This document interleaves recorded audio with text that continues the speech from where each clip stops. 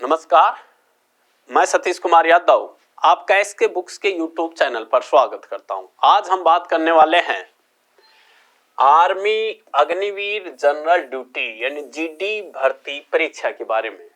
देखें, ये SK publication के द्वारा जारी कुछ महत्वपूर्ण बुक हैं। जैसे ये बुक है अग्निवीर भारतीय थल सेना जनरल ड्यूटी जीडी भर्ती परीक्षा के लिए, और ये जो बुक है ये सामान्य विज्ञान, गणित, तर्क शक्ति, सामान्य ज्ञान के साथ सभी विषयों में थ्योरी और अभ्यास के लिए भी प्रश्न इस पुस्तक में दिए गए हैं। इसी प्रकार अभ्यास प्रश्नों को टॉपिक अनुसार दिया गया है। मूल विधि के साथ शॉर्टकट भी दी गई है। कठिन प्रश्नों के हल भी इस पुस्तक में दिए गए हैं। पुस्तक में दिए गए क्यूआर कोड को स्कैन कर ऑनलाइन वीडियो सॉल्यूशन भी आप इस पुस्तक का देख सकते हैं। इसी प्रकार एक बुक है, ये अभ्यास पेपर सेट हैं जी, और कुल कितने अभ्यास पेपर्स हैं? 50 पेपर्स हैं, जो भी भारतीय थल सेना जनरल ड्यूटी परीक्षा के लिए हैं। और ये जो 50 पेपर हैं वो पिछले 10 वर्षों की परीक्षाओं पर आधारित कठिन प्रश्नों के हल सहित स्पष्ट व सरल भाषा में दिए गए हैं, 100% सॉल्यूशन के साथ। प्रत्येक पेपर का ऑनलाइन सॉल्यूशन देखने के लिए अंदर जो क्यूआर कोड दिया गया है उसको आप स्कैन करके इनके सॉल्यूशन भी देख सकते हैं। इसी प्रकार ये सामान्य ज्ञान वस्तुनिष्ठ पुस्तक है जो कि अग्निवीर भर्ती परीक्षा के लिए है, और यह है कलरक, जीडी, टेक्निकल, नर्सिंग व ट्रेडमैन भर्ती परीक्षाओं के लिए बहुत ही महत्वपूर्ण उपयोगी पुस्तक है। तो कहने का अर्थ है कि ये एसके पब्लिकेशन के द्वारा जो जारी महत्वपूर्ण पुस्तकें हैं, आप इनका अध्ययन करें। आज अपन लोग सामान्य ज्ञान में, और सामान्य ज्ञान में भी कॉन्स्टिट्यूशन के टॉपिक पर डिस्कस करेंगे। और कॉन्स्टिट्यूशन में अपना टॉपिक होगा fundamental right and part of constitution, यानी मौलिक अधिकार एवं संविधान के भाग। इस टॉपिक पर आज अपन लोग डिस्कस करेंगे। तो देखिएगा, मौलिक अधिकार,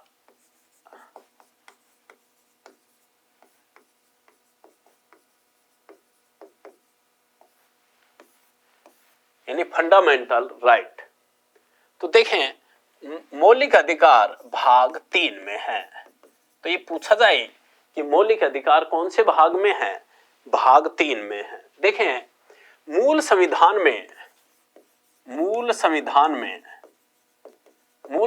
कब लागू हुआ जी? 26 जनवरी 1950, यानी जिस दिन भारत का संविधान लागू हुआ उसे ही मूल संविधान कहा जाता है। तो मूल संविधान में कुल कितने अनुच्छेद थे? 395 अनुच्छेद, 22 भाग, और अनुच्छेद कितने जी? 395।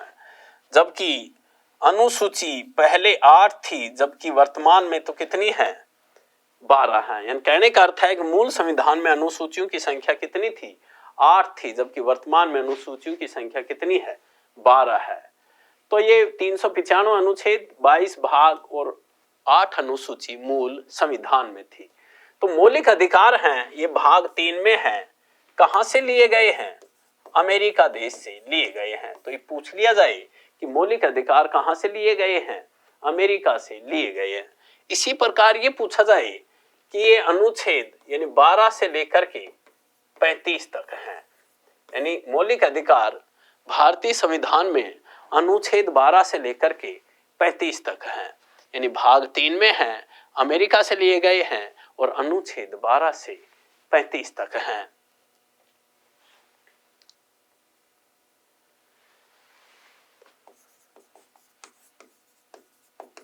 इसी प्रकार ये पूछा जाए कि भारतीय संविधान का मैग्ना कार्टा किसे कहा गया है? तो भारतीय संविधान का मैग्ना कार्टा भाग 3 अर्थात मौलिक अधिकारों को कहा गया है। यानी भारतीय संविधान का मैग्ना कार्टा यानी भारतीय संविधान का मैग्ना कार्टा भारतीय संविधान का मैग्ना कार्टा भाग 3 अर्थात मौलिक अधिकारों को कहा गया है। अब देखें,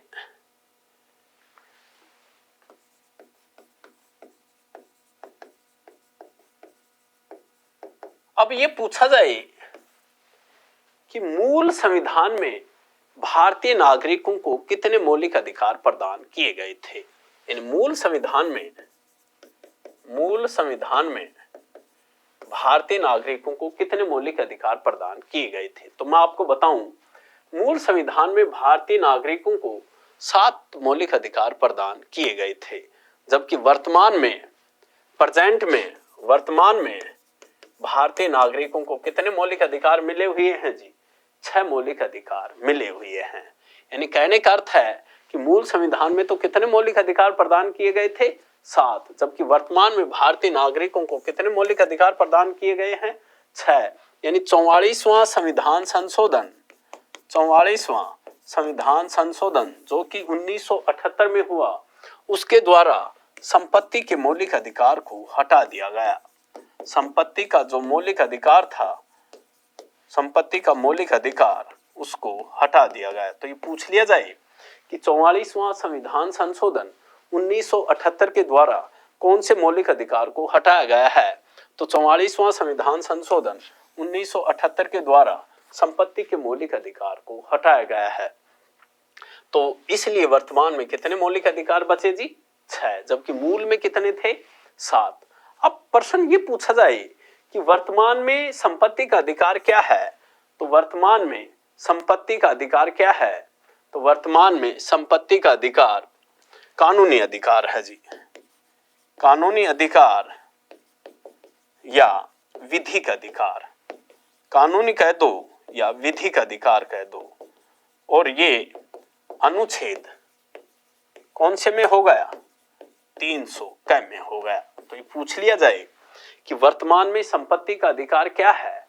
तो वर्तमान में संपत्ति का अधिकार कानूनी या विधिक अधिकार है, और ये जो कौन से आर्टिकल में है? आर्टिकल 300 क में है। अब प्रश्न है कि मौलिक अधिकार व कानूनी अधिकार में अंतर क्या है? तो मौलिक अधिकारों का यदि हनन हो जाए, इन मौलिक अधिकार किसने प्रदान कर रखे हैं? सरकार के द्वारा भारतीय नागरिकों को प्रदान किए जाते हैं। तो यदि मौलिक अधिकारों का हनन हो जाए तो अपन लोग डायरेक्ट सुप्रीम कोर्ट में याचिका लगा सकते हैं, जबकि यदि कानूनी अधिकार या विधिक अधिकार का उल्लंघन हो जाए तो अपन लोग डायरेक्ट सुप्रीम कोर्ट में याचिका नहीं लगा सकते। तो कहने का अर्थ है कि संपत्ति का अधिकार वर्तमान में कानूनी अधिकार या विधिक अधिकार है। अब देखते हैं कि कौन कौन से मौलिक अधिकार हैं। अग्निवीर सैनिकों को भी ज्यादातर राज्यों में सेना से वापस आने के बाद अपने राज्यों में सरकारी नौकरी का आश्वासन दिया है। साथ ही पैरामिलिट्री फोर्सेस में भी इनके लिए अलग से आरक्षण देने की बात कही गई है। इस परीक्षा को भी अभ्यर्थी इम्पोर्टेंस महत्व दें तो अच्छा है। यह अभ्यर्थियों के लिए उन नौकरियों के रास्ते भी खोल रहा है जहां वह सेना में जाने के बाद अक्सर नहीं जाते थे, जैसे कि राज्य की पुलिस, कलरक इत्यादि। इसलिए अभ्यर्थी आर्मी अग्निवीर की लिखित परीक्षा की अच्छी तैयारी करें। ऑफलाइन कोचिंग सबसे उत्तम होती है क्योंकि यहाँ पर पढ़ाई का एक पॉजिटिव एटमॉस्फेयर रहता है। विद्यार्थी केवल अपनी पढ़ाई में ध्यान देता है और अपनी रोज की दिनचर्या से अलग होता है। साथ में अध्यापकों से उसका संपर्क रहता है जिससे वह अपने डाउट क्लियर कर सकता है। इसके लिए उपयुक्त रहेगा कि वह एक अच्छे इंस्टीट्यूट में तैयारी करे जहां पर उसको बाहर न जाना पड़े। हमारी संस्था में हॉस्टल है जहां विद्यार्थियों को कठोर अनुशासन का पालन सेना के रिटायर्ड अधिकारियों की देखरेख में होता है। यहाँ विद्यार्थियों को स्मार्टफोन रखने की अनुमति नहीं है क्योंकि इससे विद्यार्थी बीच बीच में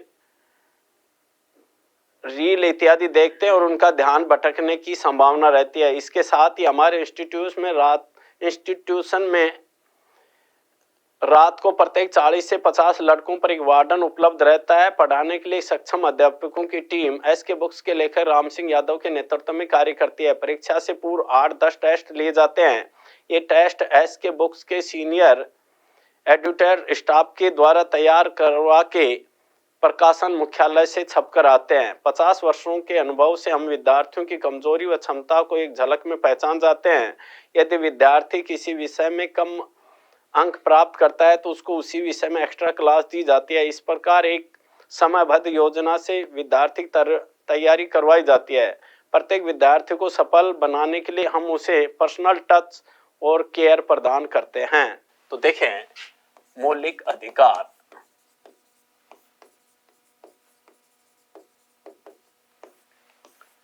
तो नंबर 1 समानता का अधिकार, समानता का अधिकार जो कि अनुच्छेद 14 से 18 तक। इसी प्रकार दूसरा स्वतंत्रता का अधिकार,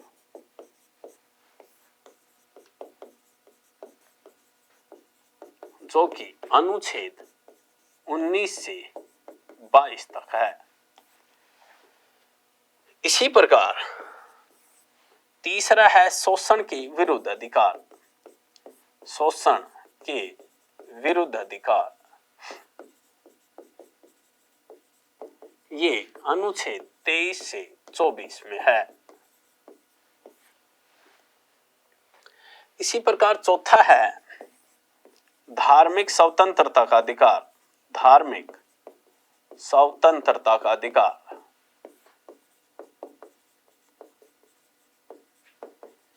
जो कि अनुच्छेद 25 से 28 तक है।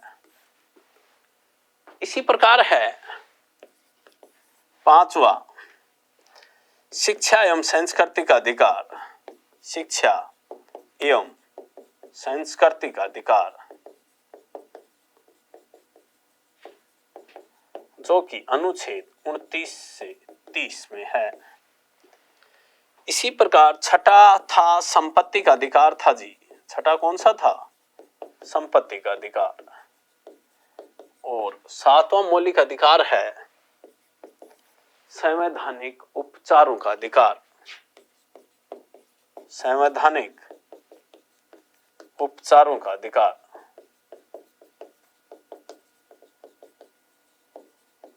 अनुच्छेद 32, जबकि ये किस में था? आर्टिकल 31 में था। तो कहने का अर्थ है कि मूल संविधान में ये 7 मौलिक अधिकार प्रदान किए गए थे भारतीय नागरिकों को, लेकिन 44वां संविधान संशोधन, 44वां संविधान संशोधन 1978 के द्वारा संपत्ति के अधिकार को क्या कर दिया गया?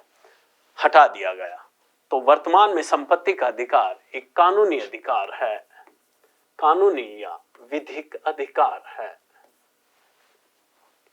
अब देखते हैं कि किस आर्टिकल में क्या लिखा है। तो देखें, मौलिक अधिकार, समानता का अधिकार अनुच्छेद 14 से 18, स्वतंत्रता का 19 से 22, शोषण के विरुद्ध अधिकार 23 से 24, धार्मिक स्वतंत्रता का 25 से 28, शिक्षा संस्कृति का 29 से 30, संपत्ति का अधिकार 31 और संवैधानिक उपचारों का अधिकार आर्टिकल 32 में है। अब देखें, मौलिक अधिकार,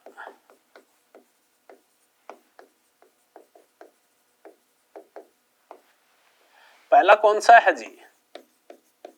समानता का अधिकार,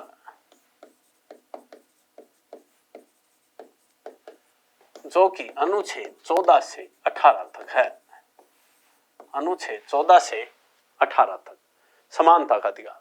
तो ये पूछ लिया जाए कि समानता का अधिकार कुल कितने अनुच्छेदों में है? तो समानता का अधिकार कुल 5 अनुच्छेदों में। अपन लोग जल्दीबाजी में क्या करते हैं मेरे भाई कि 14 और 4 18 जोड़ देते हैं, जबकि 14, 15, 16, 17, 18 कुल कितने अनुच्छेदों में है? 5 अनुच्छेदों में है। तो इस बात का ध्यान रखें। तो समानता का अधिकार तो 14 से 18 तक है, जबकि मौलिक अधिकार कहां से शुरू होते हैं भाई? 12 से 35 तक है।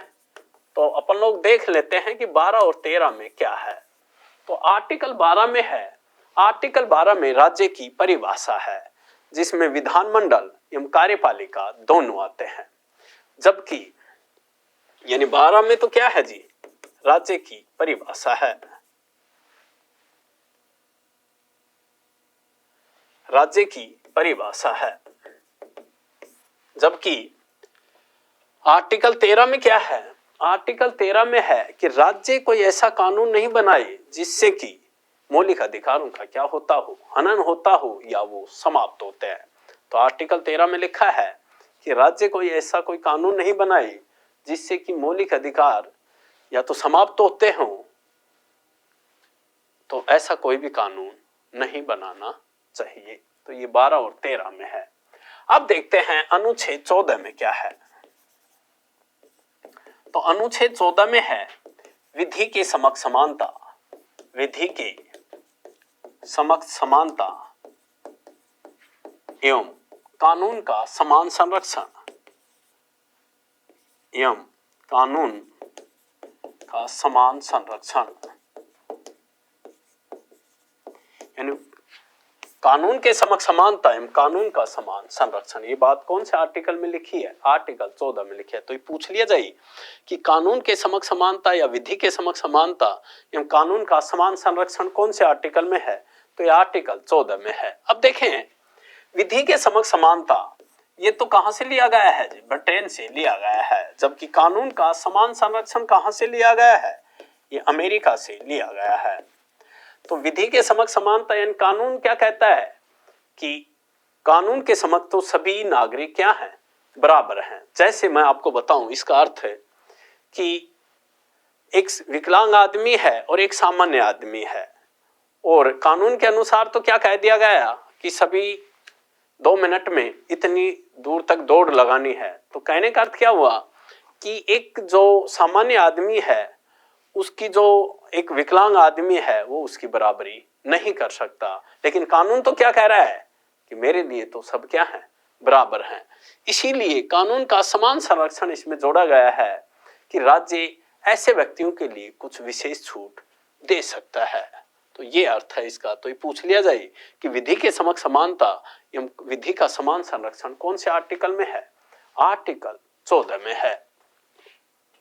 इसी प्रकार ये पूछा जाए कि आर्टिकल 15 में क्या है? अनुच्छेद 15 में क्या है? तो अनुच्छेद 15 में है कि लिंग, जाति, वंश, जन्म स्थान व धर्म के आधार पर राज्य किसी के साथ कोई भेदभाव नहीं करे। यानी लिंग, जाति, जन्म स्थान, धर्म एवं वंश के आधार पर राज्य किसी के साथ भी कोई भी किसी भी प्रकार का क्या नहीं करे? भेदभाव नहीं करे। लेकिन यदि बात महिलाओं की हो, बच्चों की हो, एससी की हो, एसटी की हो, ओबीसी को, तो उनके लिए कुछ विशेष प्रावधान कर सकता है। तथा जो भी सार्वजनिक स्थान है वह मनोरंजन के साधन, सार्वजनिक स्थान एवं मनोरंजन के जो भी साधन हैं, सार्वजनिक स्थान एवं मनोरंजन के जो भी साधन हैं, उन पर राज्य किसी के भी साथ किसी भी प्रकार का भेदभाव नहीं करेगा। ये सब बातें कौन से आर्टिकल में है जी? आर्टिकल 15 में है। तो आर्टिकल 15 में 3 बातें हैं कि लिंग, जाति, जन्म स्थान और धर्म एवं वंश के आधार पर राज्य भेदभाव नहीं करे। लेकिन जब बात महिलाओं की हो, बच्चों की हो, एससी की हो, एसटी की हो, ओबीसी की हो, तो राज्य भेदभाव नहीं करेगा। और सार्वजनिक स्थान एवं मनोरंजन के साधनों के साथ भी किसी भी स्थानों पर किसी के भी साथ किसी भी प्रकार का भेदभाव न करे। इसी प्रकार आर्टिकल 16 है।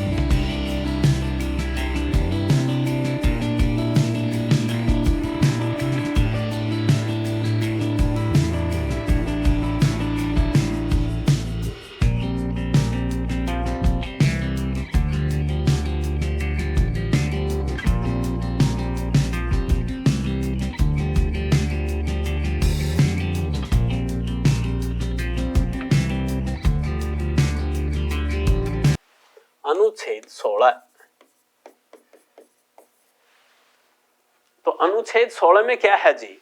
तो अनुच्छेद 16 में है कि सरकारी जो भी नौकरियां हैं उनमें राज्य किसी के भी साथ किसी भी प्रकार का भेदभाव नहीं किया जाए। यानी जो भी सरकारी नौकरियां हैं, सरकारी नौकरियों में राज्य किसी के भी साथ किसी भी प्रकार का कोई भी भेदभाव न करे। ये कौन से आर्टिकल में है? आर्टिकल 16 में है। इसी प्रकार अनुच्छेद 17 जो कि बहुत ही महत्वपूर्ण है, अक्सर पेपर में आता है, अस्पृश्यता का अंत। अस्पृश्यता यानी छुआछूत का अंत किया गया है जी। कौन से आर्टिकल के साथ? आर्टिकल 17 में। तो ये पूछ लिया जाए कि अस्पृश्यता या छुआछूत का अंत कौन से आर्टिकल में किया गया है? तो आर्टिकल 17। यानी कहने का अर्थ है कि राज्य किसी के साथ जातीय भेदभाव नहीं करेगा। जातीय भेदभाव नहीं करेगा। यानी राज्य किसी के साथ किसी भी प्रकार का जातीय भेदभाव नहीं करेगा। यानी छुआछूत का अंत किया गया है। कौन से आर्टिकल के तहत? आर्टिकल 17 के तहत। इसी प्रकार है आर्टिकल 18, अनुच्छेद 18। अनुच्छेद 18 में है उपाधियों का अंत। उपाधियों का अंत यानी कहने का अर्थ है कि शिक्षा व सेना संबंधी उपाधि के अलावा व्यक्ति अपने नाम के आगे प्रयोग नहीं कर सकता। सिर्फ शिक्षा व सेना संबंधी उपाधि का ही प्रयोग कर सकता है, अन्य उपाधि का प्रयोग नहीं कर सकता। उनका क्या किया गया है? अंत किया गया है। और यदि किसी व्यक्ति को दूसरे देश से कोई सम्मान मिलता है, कोई उपाधि मिलती है तो बिना राष्ट्रपति की अनुमति के आप इस प्रकार का कोई भी पद ग्रहण नहीं कर सकते। तो उपाधियों का अंत कौन से आर्टिकल में किया गया है जी? आर्टिकल 18 में किया गया है। तो ये समानता का अधिकार था अनुच्छेद 14 से 18 तक, जिनके ऊपर अपन ने डिस्कस किया। अब अपना दूसरा आर्टिकल है जी, दूसरा मौलिक अधिकार है स्वतंत्रता का अधिकार। स्वतंत्रता का अधिकार। तो स्वतंत्रता का अधिकार जो कि अनुच्छेद 19 से 22 तक है। अनुच्छेद 19 से 22 यानी टोटल कितने आर्टिकल हो गए? 4 आर्टिकलों में है। तो अब देखते हैं कि स्वतंत्रता का अधिकार 19 से 22 है, तो अनुच्छेद 19 में क्या है, यानी आर्टिकल 19 में क्या है। तो देखिएगा आर्टिकल 19 में क्या है। तो अनुच्छेद 19 में है, देखें, भारतीय नागरिकों को मूल संविधान में 7 प्रकार की स्वतंत्रताएं दी गई थी। भारतीय नागरिकों को मूल संविधान में कितने प्रकार की स्वतंत्रताएं दी गई थी जी? 7 प्रकार की स्वतंत्रताएं दी गई थी। लेकिन ज्यों ही मौलिक अधिकार, संपत्ति के अधिकार को हटाया गया, 44वां संविधान संशोधन 1978 के द्वारा संपत्ति के अधिकार को हटाया गया मौलिक अधिकारों में से, उसी समय 44वां संविधान संशोधन 1978 के द्वारा ही जो अनुच्छेद 19 में संपत्ति की स्वतंत्रता थी, उसको भी संपत्ति के अधिकार के साथ ही क्या कर दिया गया? हटा दिया गया। तो कहने का अर्थ है कि वर्तमान में अनुच्छेद 19 के तहत कितने प्रकार की स्वतंत्रताएं हैं जी? 6 प्रकार की स्वतंत्रताएं हैं। कौन कौन सी हैं वो 6 प्रकार की? SAUC, MRP यानी स्पीक बोलने की स्वतंत्रता है, असेंबली सभा करने की स्वतंत्रता है, यूनियन संघ बनाने की है, मूव घूमने की है, रेजिडेंस की है, और आजीविका की स्वतंत्रता है। कौन से आर्टिकल में? अनुच्छेद 19 में। तो इस प्रकार भारतीय नागरिकों को अनुच्छेद 19 के तहत वर्तमान में 6 प्रकार की स्वतंत्रताएं प्राप्त हैं। यानी बोलने की स्वतंत्रता, सभा करने की स्वतंत्रता, संघ बनाने की स्वतंत्रता, घूमने की स्वतंत्रता, निवास करने की स्वतंत्रता और आजीविका कमाने की स्वतंत्रता। कौन से आर्टिकल के तहत है जी? आर्टिकल 19 में वर्तमान में 6 स्वतंत्रताएं, जबकि पहले संपत्ति की भी स्वतंत्रता थी, संपत्ति की स्वतंत्रता थी, जिसको 44वां संविधान संशोधन 1978 के द्वारा क्या कर दिया गया, हटा दिया गया। इसी प्रकार है आर्टिकल 20 यानी अनुच्छेद 20 में क्या है, तो अनुच्छेद 20 में है मेरे भाई अपराधों के संबंध में, अपराधों के संबंध में संरक्षण। आर्टिकल 20 में क्या है, अपराधों के संबंध में संरक्षण। तो अपराधों के संबंध में संरक्षण, इसका क्या अर्थ है, एक तो किसी भी व्यक्ति को यदि गिरफ्तार किया जाता है तो दोहरे दंड का क्या किया गया है, निषेध किया गया है। यानी दोहरे दंड का क्या किया गया है, निषेध किया गया है। आप एक ही अपराध के लिए 2 दंड नहीं दे सकते। तो ये कौन से आर्टिकल में है जी, आर्टिकल 20 में है। इसी प्रकार ये पूछा जाए कि आर्टिकल 20 में क्या है, तो अपराधों के संबंध में संरक्षण, यानी आप एक ही अपराध के लिए 2 दंड नहीं दे सकते। ये बात कौन से आर्टिकल में है, आर्टिकल 20 में है। इसी प्रकार ये पूछा जाए कि आर्टिकल 21 में क्या है, अनुच्छेद 21 में क्या है, तो अनुच्छेद 21 में है जीवन जीने का अधिकार। जीवन जीने का अधिकार बहुत ही महत्वपूर्ण आर्टिकल है। तो ये पूछ लिया जाए कि जीवन जीने का अधिकार कौन से आर्टिकल में है, आर्टिकल 21 में। इसका दूसरा नाम है प्राण एवं दैहिक की स्वतंत्रता। प्राण एवं दैहिक की स्वतंत्रता। तो जीवन जीने का अधिकार कहे तो या प्राण एवं दैहिक की स्वतंत्रता कौन से आर्टिकल में है, आर्टिकल 21 में है। यानी आर्टिकल 21 यानी मौलिक अधिकार व्यक्ति को जीने का अधिकार देते हैं, मरने का अधिकार नहीं देते। कहने का अर्थ है कि कानून द्वारा स्थापित प्रक्रिया के अलावा, कानून द्वारा स्थापित प्रक्रिया के अलावा, प्रक्रिया के अलावा किसी भी व्यक्ति को उसके जीवन से वंचित नहीं किया जाएगा, उसके जीवन से वंचित नहीं किया जाएगा।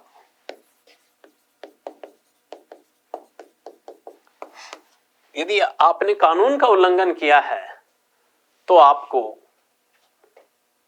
दंड दिया जाएगा। यदि कानून द्वारा स्थापित प्रक्रिया के अलावा किसी भी व्यक्ति को उसके जीवन से वंचित नहीं किया जाएगा। यदि आपने कानून का उल्लंघन नहीं किया है तो आपके जीवन को छीना नहीं जाएगा, लेकिन यदि आपने कानून का उल्लंघन किया है तो आपको जीवन को छीना जा सकता है। तो आर्टिकल 21 में है जीवन जीने का अधिकार। इसी प्रकार इसी आर्टिकल में पर्यावरण का अधिकार भी इसी आर्टिकल में आता है। शुद्ध पानी पीने का, ये भी सब जीवन जीने के अधिकार में ही है। तो ये पूछा जाए कि जीवन जीने या प्राण एवं दैहिक की स्वतंत्रता कौन से आर्टिकल में है, आर्टिकल 21 में है। इसी प्रकार अनुच्छेद 21 क में क्या है, तो अनुच्छेद 21 क में है 6 से 14 वर्ष तक के बच्चों को निःशुल्क शिक्षा, यानी 6 से 14 वर्ष तक के बच्चों को निःशुल्क शिक्षा, ये कौन से आर्टिकल में है, आर्टिकल 21 क में है। और इसे 86वां संविधान संशोधन 2002 के द्वारा जोड़ा गया है। तो ये पूछ लिया जाए कि 6 से 14 वर्ष तक के बच्चों को निःशुल्क शिक्षा का अधिकार कौन से आर्टिकल में है, तो आर्टिकल 21 क में है।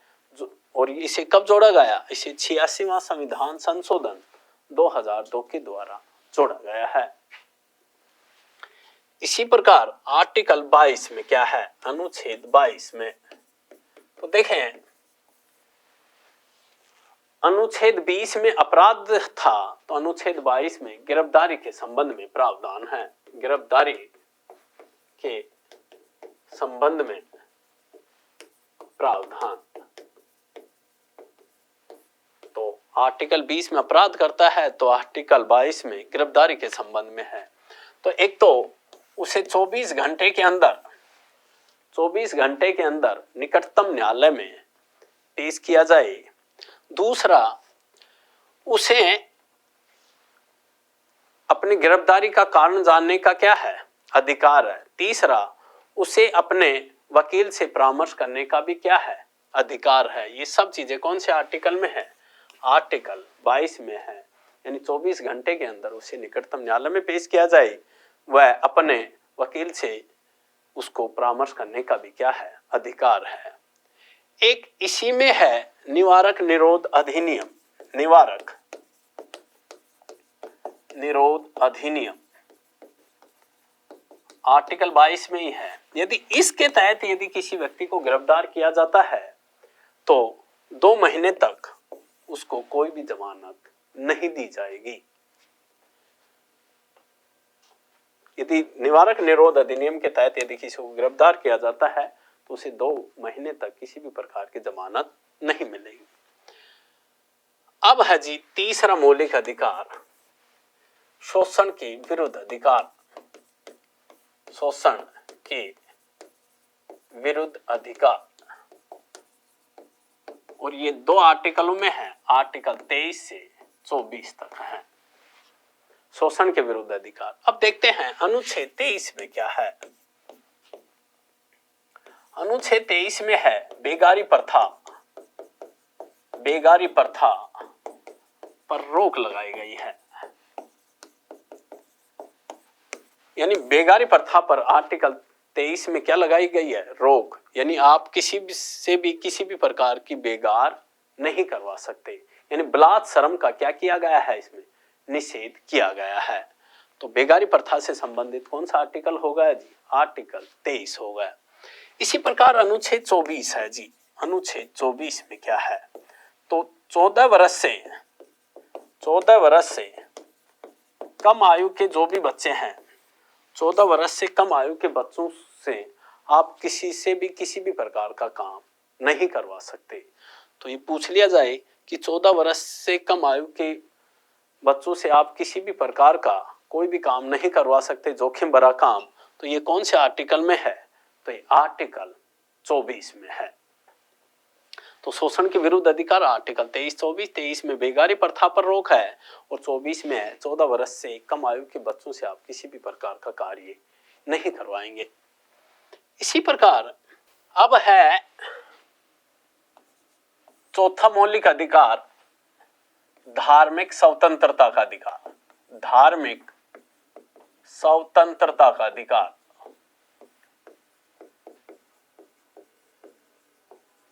धार्मिक स्वतंत्रता का अधिकार, जो कि अनुच्छेद 25 से 28 तक है, जो कि अनुच्छेद 25 से 28 तक है।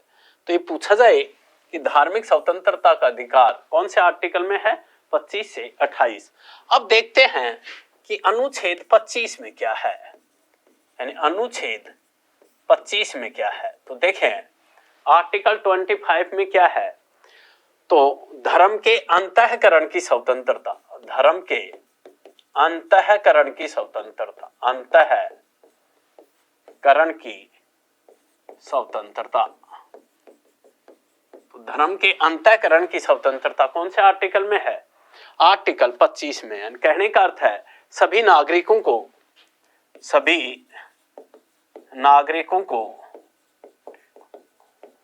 अपने अपने धर्म को मानने, पालन करने व प्रचार प्रसार करने की छूट है। तो आर्टिकल 25 में धर्म के अंतःकरण की स्वतंत्रता है, जिसमें सभी नागरिकों को अपने अपने धर्म को मानने, उसका पालन करने व उसका प्रचार प्रसार करने की क्या है, छूट है। अब देखते हैं कि पांचवा मौलिक अधिकार कौन सा है। तो पांचवा मौलिक अधिकार है शिक्षा एवं संस्कृति का अधिकार। शिक्षा एवं संस्कृति का अधिकार, शिक्षा एवं संस्कृति का अधिकार। तो शिक्षा एवं संस्कृति का अधिकार जो कि अनुच्छेद 29 से 30 तक है, 29 से 30 तक है। तो शिक्षा संस्कृति का अधिकार कौन से आर्टिकल में? 29 से 30। अब देखते हैं कि अनुच्छेद 29 में क्या है। अनुच्छेद 29 में क्या है? तो अनुच्छेद 29 में है सभी नागरिकों को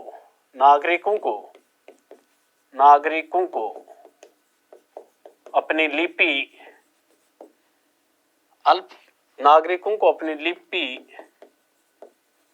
भाषा एवं संस्कृति को बनाए रखने का अधिकार। यानी नागरिकों को अपनी लिपि भाषा एवं संस्कृति को बनाए रखने का अधिकार कौन से आर्टिकल में है जी? आर्टिकल 29 में है। इसी प्रकार ये पूछा जाए कि अनुच्छेद 30 में क्या है, तो अनुच्छेद 30 में क्या है?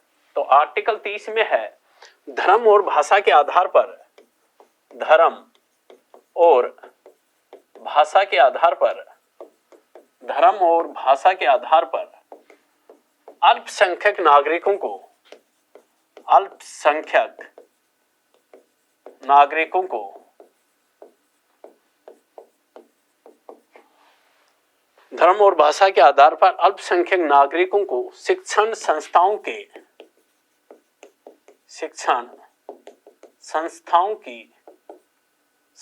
का प्रबंधन करने की स्वतंत्रता है। यानी धर्म और भाषा के आधार पर अल्पसंख्यक नागरिकों को शिक्षण संस्थाओं का प्रबंधन करने की क्या है? स्वतंत्रता है। अब देखें जो छठा मौलिक अधिकार था, संपत्ति का अधिकार, संपत्ति का अधिकार, उसे 44वां संविधान संशोधन 1978 के द्वारा क्या कर दिया गया? हटा दिया गया। तो कहने का अर्थ है कि वर्तमान में संपत्ति का अधिकार मौलिक अधिकार नहीं है। संपत्ति का अधिकार अब वर्तमान में, संपत्ति का अधिकार वर्तमान में कानूनी या विधिक अधिकार है, कानूनी या विधिक अधिकार है जो कि अनुच्छेद 300 क में है। तो ये पूछ लिया जाए कि वर्तमान में संपत्ति का अधिकार क्या है, तो कानूनी या विधिक अधिकार जो कि अनुच्छेद 300 क में है। अब है जी 7वां मौलिक अधिकार, यानी संवैधानिक उपचारों का अधिकार, संवैधानिक उपचारों का अधिकार। संवैधानिक उपचारों का अधिकार कौन सा है जी? कौन से आर्टिकल में है? अनुच्छेद 32 में है। तो संवैधानिक उपचारों का अधिकार कौन से अनुच्छेद में है? 32 में। देखें आर्टिकल 32 को डॉक्टर भीमराव अंबेडकर ने, आर्टिकल 32 को डॉक्टर भीमराव अंबेडकर ने संविधान की आत्मा कहा है, संविधान की आत्मा कहा है। तो ये पूछा जाए कि डॉक्टर भीमराव अंबेडकर ने कौन से मौलिक अधिकार को संविधान की आत्मा कहा है, तो डॉक्टर भीमराव अंबेडकर ने अनुच्छेद 32 यानी संवैधानिक उपचारों के अधिकार को संविधान की आत्मा कहा है। यदि राज्य मौलिक अधिकारों का हनन करे तो सुप्रीम कोर्ट आर्टिकल 32 के तहत 5 प्रकार की याचिकाएं जारी कर सकता है। यानी यदि राज्य मौलिक अधिकारों का हनन करे तो सुप्रीम कोर्ट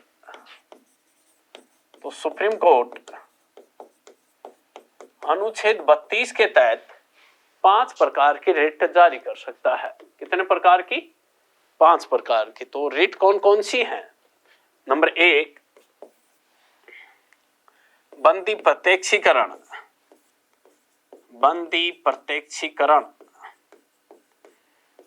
जिसका लैटिन शब्द है हैबियस कॉर्पस।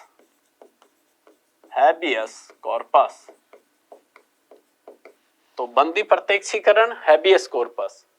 दूसरा है जैसे परमादेश यानी मैंडामस। इसी प्रकार तीसरी रिट है जैसे प्रतिषेध प्रोहिबिशन। इसी प्रकार जैसे चौथी है उत्प्रेषण,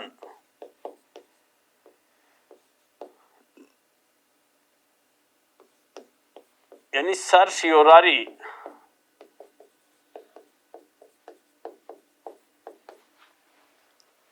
इसी प्रकार पांचवी है अधिकार पर्चा, अधिकार पर्चा क्यू वारंटो। अधिकार पर्चा यानी क्यू वारंटो। कहने का अर्थ है कि आर्टिकल 32 के तहत यानी मौलिक अधिकारों का यदि हनन हो जाए तो आर्टिकल 32 के तहत सुप्रीम कोर्ट 5 प्रकार की याचिकाएं जारी करता है। बंदी प्रत्यक्षीकरण यानी हैबियस कॉर्पस, परमादेश एंड मैंडामस, प्रतिषेध प्रोहिबिशन, उत्प्रेषण, सर्शियोरारी, अधिकार पर्चा क्यू वारंटो। देखें बंदी प्रत्यक्षीकरण, यदि किसी व्यक्ति को गिरफ्तार कर लिया जाता है तो उसको 24 घंटे के अंदर निकटतम न्यायालय में सशरीर उपस्थित करना क्या कहलाता है? बंदी प्रत्यक्षीकरण। इसी प्रकार परमादेश यानी हम आदेश देते हैं, यदि कोई सरकारी अधिकारी अपने पद पे रहते हुए अपने कार्य को नहीं करता है तो उसको आदेश देना परमादेश है। तो इस प्रकार ये कितने प्रकार की याचिकाएं हैं जी? 5 प्रकार की याचिकाएं हैं। तो देखें ये जो मौलिक अधिकार से संबंधित जो भी बातें थी उस पे अपन ने डिस्कस किया। अब देखते हैं संविधान के प्रमुख भाग। संविधान के प्रमुख भाग, तो मैं आपको बताऊं मूल संविधान में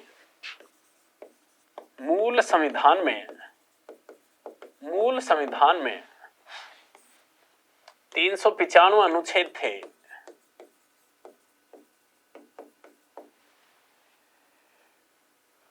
22 भाग और 8 अनुसूची थी। ये मूल संविधान में था। तो अपन लोग किन पे बात करेंगे? 22 भाग पर डिस्कस करेंगे। तो जैसे भाग 1 में क्या है जी? संघ एवं उसका राज्य क्षेत्र, संघ एवं उसका राज्य क्षेत्र, जो कि अनुच्छेद कहां से कहां तक है जी? 1 से 4 तक है। तो ये पूछा जाए कि भाग 1 में क्या है, तो भाग 1 में है संघ एवं उसका राज्य क्षेत्र, जो कि अनुच्छेद 1 से 4 तक है। अब देख लेते हैं कि अनुच्छेद 1 में क्या है। तो अनुच्छेद 1 में है India that is Bharat shall be union is the state, यानी इंडिया जो कि भारत है, इंडिया जो कि भारत है राज्यों का संघ है, राज्यों का संघ है। यानी India that is Bharat shall be union is the state. तो ये पूछ लिया जाए कि भारत क्या है? भारत एक राज्यों का संघ है, राज्यों का संघ है। और यहां पर संघ के लिए यूनियन शब्द का प्रयोग किया गया है। यहां पर संघ के लिए यूनियन शब्द का प्रयोग किया गया है। तो भाग 1 में है संघ एवं उसका राज्य क्षेत्र, जो कि अनुच्छेद 1 से 4 तक है। इसी प्रकार ये पूछा जाए कि भाग 2 में क्या है? भाग 2 में है नागरिकता, जो कि अनुच्छेद 5 से 11 तक है। यानी अनुच्छेद 5 से 11 तक भाग 2 है, जो किससे संबंधित है? नागरिकता से संबंधित है। इसी प्रकार ये पूछा जाए कि भाग 3 में क्या है? तो भाग 3 में है मौलिक अधिकार। यानी भाग 3 किससे संबंधित है जी? मौलिक अधिकार से संबंधित है। अब देखें मौलिक अधिकार जो कि अनुच्छेद 12 से 35 तक है। अनुच्छेद कहां से कहां तक है? 12 से 35 तक है। देखें मौलिक अधिकार भाग 3 में है, अनुच्छेद 12 से 35 तक है। और मौलिक अधिकारों को भारतीय संविधान का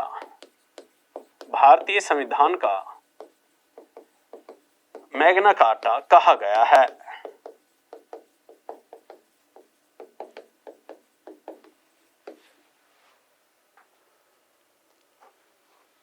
और मूल संविधान में कितने थे जी? 7, जबकि वर्तमान में कितने हैं? 6 मौलिक अधिकार है। इसी प्रकार भाग 4, यानी भाग 4 किससे संबंधित है? तो भाग 4 में है नीति निर्देशक तत्व। नीति निर्देशक तत्व जो भाग 4 में है और अनुच्छेद 36 से 51 तक है। अनुच्छेद 36 से 51 तक है। देखें, नीति निर्देशक तत्व लिए कहां से गए हैं? आयरलैंड से लिए गए हैं। नीति निर्देशक तत्व कहां से लिए गए हैं जी? आयरलैंड से। और नीति निर्देशक तत्वों का उद्देश्य क्या है? नीति निर्देशक तत्वों का उद्देश्य है लोक कल्याणकारी राज्य की स्थापना करना, यानी लोक कल्याणकारी राज्य की स्थापना करना। इसी प्रकार ये पूछा जाए कि भाग 4 क में क्या है? भाग 4 क में क्या है? तो मौलिक कर्तव्य है, मौलिक कर्तव्य। जबकि और अनुच्छेद कहां से कहां तक है? ये अनुच्छेद 51 क में है। देखें, मौलिक कर्तव्य कहां से लिए गए हैं जी? मौलिक कर्तव्य रूस से लिए गए हैं। ये पूछा जाए कि मूल संविधान में कितने मौलिक कर्तव्य थे? तो देखिएगा, मूल संविधान का अर्थ क्या है? जिस दिन भारत का संविधान लागू हुआ तो उस दिन तो एक भी मौलिक कर्तव्य नहीं था, 0 मौलिक कर्तव्य थे। लेकिन इन्हें 42वां संविधान संशोधन 1976 के द्वारा कितने मौलिक कर्तव्य जोड़े गए? 10। तो पहली बार मौलिक कर्तव्य कब जोड़े गए जी? 1976 में। कौन सी समिति की सिफारिश पर? सरदार स्वर्ण सिंह समिति की सिफारिश पर। और जबकि ये पूछा जाए कि वर्तमान में कितने मौलिक कर्तव्य हैं? 11 हैं। और 11वां मौलिक कर्तव्य 86वां संविधान संशोधन 2002 के द्वारा जोड़ा गया है। इसी प्रकार ये पूछा जाए कि भाग 5 किससे संबंधित है? तो भाग 5 संघ से संबंधित है, जो कि अनुच्छेद 52 से 151 तक है। इसी प्रकार ये पूछा जाए, यानी संघ अनुच्छेद 52 से 151 तक है। इसी प्रकार ये पूछा जाए कि भाग 6 किससे संबंधित है? तो भाग 6 राज्य से संबंधित है, जो कि अनुच्छेद 152 से 237 तक, अनुच्छेद 152 से 237 तक है। इसी प्रकार ये पूछा जाए कि भाग 9 किससे संबंधित है? तो भाग 9 पंचायत से संबंधित है। भाग 9 किससे संबंधित है जी? पंचायत राज से संबंधित है, जो कि अनुच्छेद 243 में। इसी प्रकार ये पूछा जाए कि भाग 9 क किससे संबंधित है? तो नगर पालिका से संबंधित है, और ये भी अनुच्छेद 243 में ही है। तो भाग 9 पंचायत से अनुच्छेद 243। इसी प्रकार भाग 9 क नगर पालिका यानी किससे है? 243 में, नगर पालिका नगर परिषद। इसी प्रकार ये पूछा जाए कि भाग 15 किससे संबंधित है? तो भाग 15 निर्वाचन से संबंधित है, और जो कि अनुच्छेद 324 से 329 तक है। तो ये पूछ लिया जाए कि भाग 15 किससे संबंधित है? तो भाग 15 निर्वाचन से, और अनुच्छेद 324 से 329 तक है। इसी प्रकार ये पूछा जाए कि भाग 17 किससे संबंधित है? तो भाग 17, तो भाग 17 राजभाषा से संबंधित है। भाग 17 किससे संबंधित है? राजभाषा से, जो कि अनुच्छेद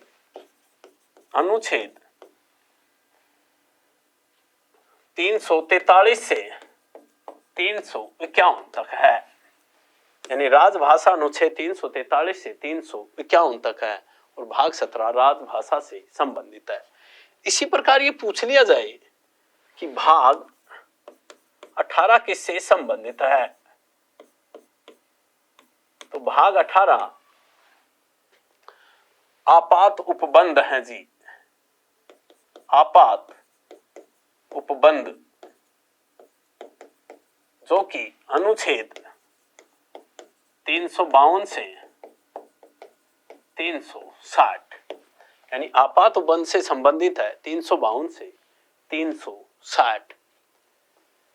और ये जो आपात उपबंध हैं ये जर्मनी के वाइमर संविधान से लिए गए हैं। इसी प्रकार है कि भाग 20 किससे संबंधित है, तो देखें भाग 20 संविधान संशोधन से संबंधित है। संविधान संशोधन से संबंधित है और जो कि अनुच्छेद 368 में है। अनुच्छेद कौन से में है जी? 368 में। देखें संविधान संशोधन की प्रक्रिया कहां से ली गई है? दक्षिण अफ्रीका से ली गई है। संविधान संशोधन की प्रक्रिया कहां से ली गई है जी? दक्षिण अफ्रीका से ली गई है। तो देखें अपन ने ये जो मौलिक अधिकार एवं संविधान के प्रमुख भाग थे इन टॉपिकों पर डिस्कस किया। अब देखते हैं इससे संबंधित महत्वपूर्ण प्रश्न। तो देखें जैसे ये पूछा जाए प्रश्न 1, मौलिक अधिकार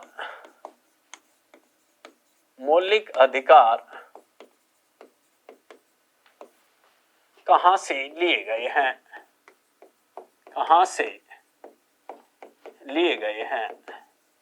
तो ये पूछ लिया जाए कि मौलिक अधिकार कहां से लिए गए हैं, तो आंसर क्या होगा जी? मौलिक अधिकार अमेरिका से लिए गए हैं। यानी मौलिक अधिकार कहां से लिए गए हैं? तो मौलिक अधिकार अमेरिका से लिए गए हैं। और ये भाग 3 में है, भाग 3 में है और अनुच्छेद 12 से 35 तक है। अनुच्छेद 12 से 35 तक है। इसी प्रकार ये पूछा जाए प्रश्न, मूल संविधान में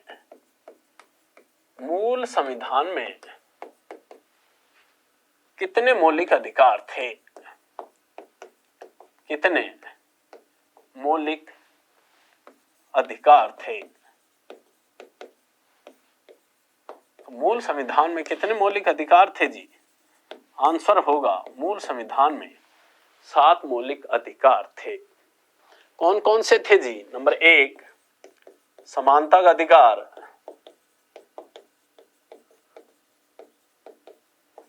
चौदह से 18 स्वतंत्रता का अधिकार,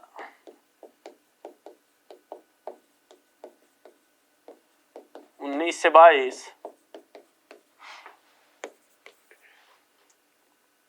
शोषण के विरुद्ध अधिकार,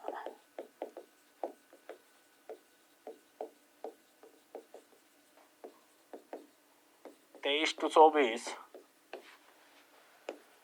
धार्मिक स्वतंत्रता का अधिकार,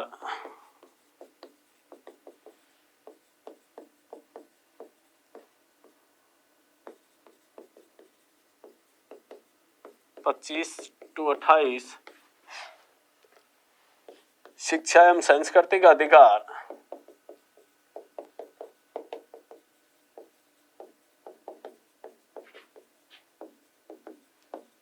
29 से 30 संपत्ति का अधिकार और 7वां है जी संवैधानिक उपचारों का अधिकार। इस प्रकार ये मूल संविधान में 7 मौलिक अधिकार थे। इसी प्रकार ये पूछा जाए 44वां संविधान संशोधन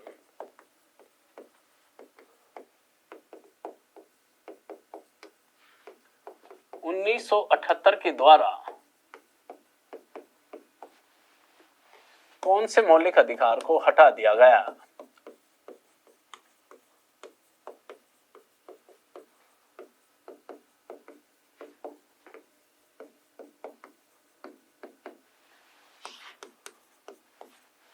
तो आंसर क्या होगा जी? संपत्ति का अधिकार। यानी 44वां संविधान संशोधन 1978 के द्वारा कौन से अधिकार को हटा दिया गया? संपत्ति के अधिकार को। अब वर्तमान में संपत्ति का अधिकार क्या है जी? कानूनी या विधिक अधिकार है। कानूनी या विधिक अधिकार जो कि अनुच्छेद 300 क में है। जो कि अनुच्छेद कौन से में है? 300 क में। कहने का अर्थ है कि वर्तमान में संपत्ति का अधिकार मौलिक अधिकार नहीं है बल्कि कानूनी या विधिक अधिकार है। इसी प्रकार ये पूछा जाए भारतीय संविधान का मैग्ना कार्टा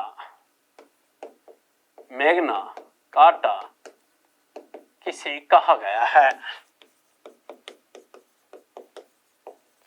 तो आंसर क्या होगा जी? भारतीय संविधान का मैग्ना कार्टा भाग 3 यानी मौलिक अधिकारों को कहा गया है। भारतीय संविधान का मैग्ना कार्टा किसे कहा गया है जी? भारतीय संविधान का मैग्ना कार्टा भाग 3 यानी मौलिक अधिकारों को कहा गया है। इसी प्रकार ये पूछा जाए कि अनुच्छेद 14 में क्या है? यानी आर्टिकल 14 में क्या है? अनुच्छेद 14 में क्या है? तो आंसर क्या होगा जी? आर्टिकल 14 में क्या है? विधि के समक्ष समानता, विधि के समक्ष समानता एवं विधि का समान संरक्षण। विधि का समान संरक्षण। विधि के समक्ष समानता एवं विधि का समान संरक्षण कौन से आर्टिकल में है जी? आर्टिकल 14 में है। इसी प्रकार ये पूछा जाए लोक नियोजन में अवसर की समानता, लोक नियोजन में अवसर की समानता कौन से अनुच्छेद में है?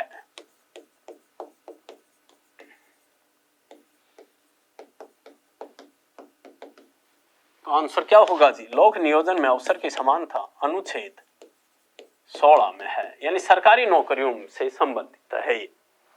इसी के प्रकार ये पूछा जाए अस्पृश्यता यानी छुआछूत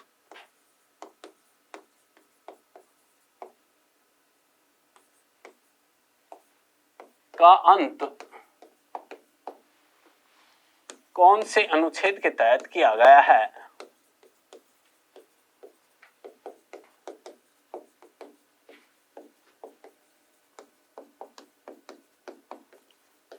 तो अस्पृश्यता या छुआछूत का अंत कौन से अनुच्छेद के तहत किया गया है जी? आंसर क्या आएगा? अनुच्छेद 17। यानी अनुच्छेद 17 के तहत अस्पृश्यता यानी छुआछूत का क्या किया गया? अंत किया गया है। इसी प्रकार ये पूछा जाए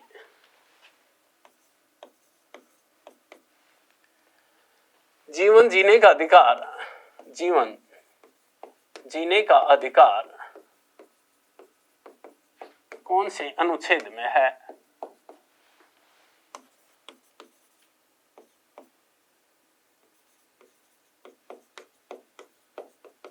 तो जीवन जीने का अधिकार कौन से अनुच्छेद में है जी?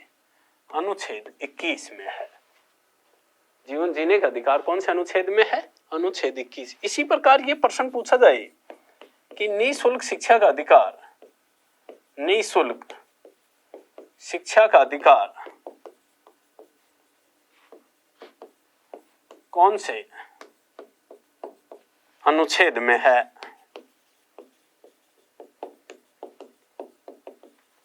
तो आंसर क्या होगा? 21 क में है। निःशुल्क शिक्षा यानी 6 से 14 वर्ष तक के बच्चों को 6 से 14 वर्ष तक के बच्चों को निःशुल्क शिक्षा कौन से में है जी? 21 क में है। और इसे कब जोड़ा गया? इसे 86वां संविधान संशोधन 2002 के द्वारा जोड़ा गया है। इसी प्रकार ये पूछा जाए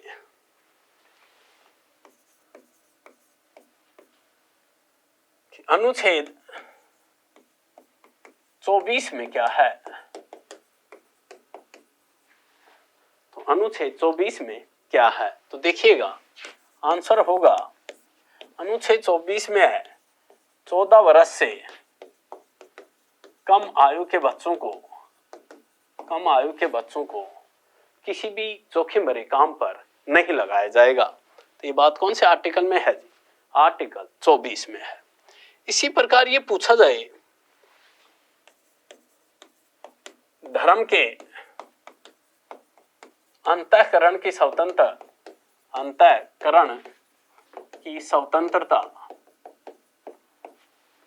कौन से अनुच्छेद में है?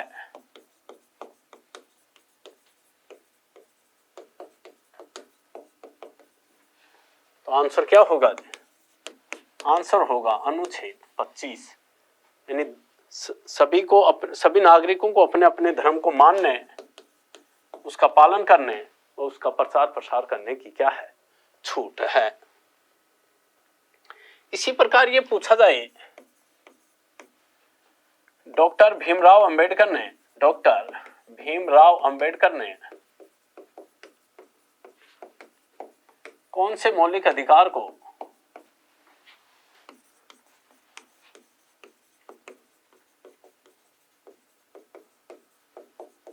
संविधान की आत्मा कहा है?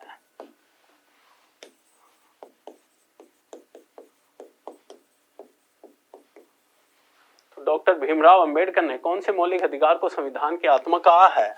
तो आंसर क्या होगा जी? अनुच्छेद 32।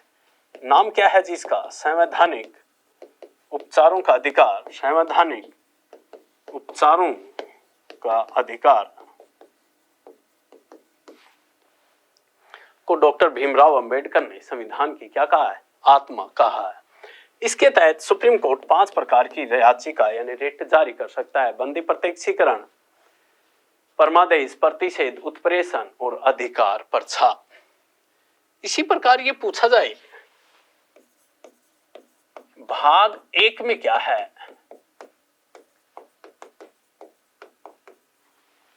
तो आंसर क्या होगा जी? भाग 1 में क्या है? संघ एवं उसका राज्य क्षेत्र। संघ एवं उसका राज्य क्षेत्र।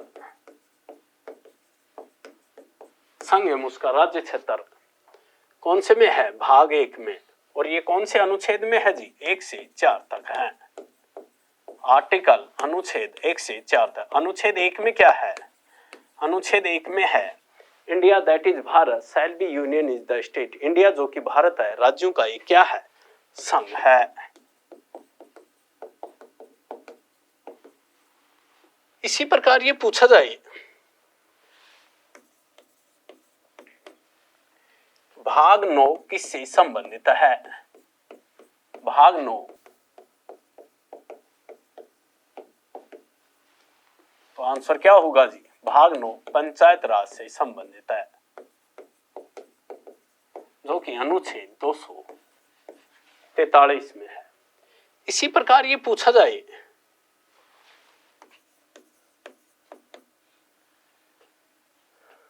भाग 15 किससे संबंधित है?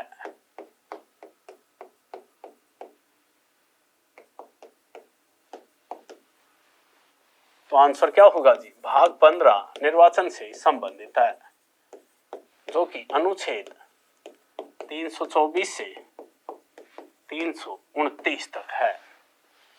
इसी प्रकार ये पूछ लिया जाए राजभाषा से संबंधित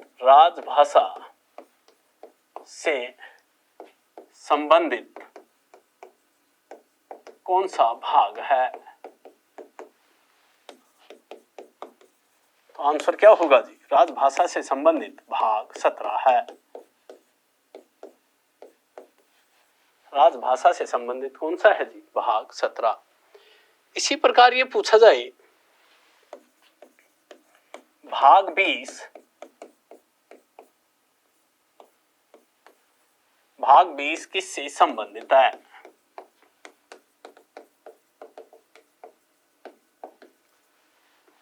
तो आंसर आएगा संविधान संशोधन।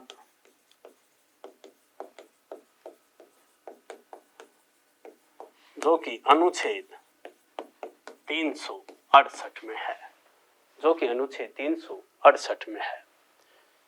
तो देखें, अपन ने जो ये अपना टॉपिक था मौलिक अधिकार एवं संविधान के प्रमुख भाग, उस टॉपिक पर एवं उससे संबंधित जो महत्वपूर्ण प्रश्न थे उनके ऊपर डिस्कस किया।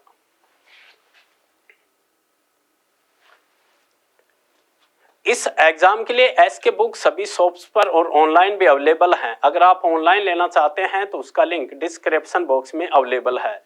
इस चैनल पर हम इस भर्ती और अन्य सभी भर्तियों से संबंधित इंपॉर्टेंट जानकारी और स्टडी मटेरियल उपलब्ध कराते रहेंगे। तो इस वीडियो को लाइक कीजिए, चैनल को सब्सक्राइब कीजिए और अपने दोस्तों के साथ शेयर भी कीजिए। मिलते हैं अगले वीडियो में। जय हिंद।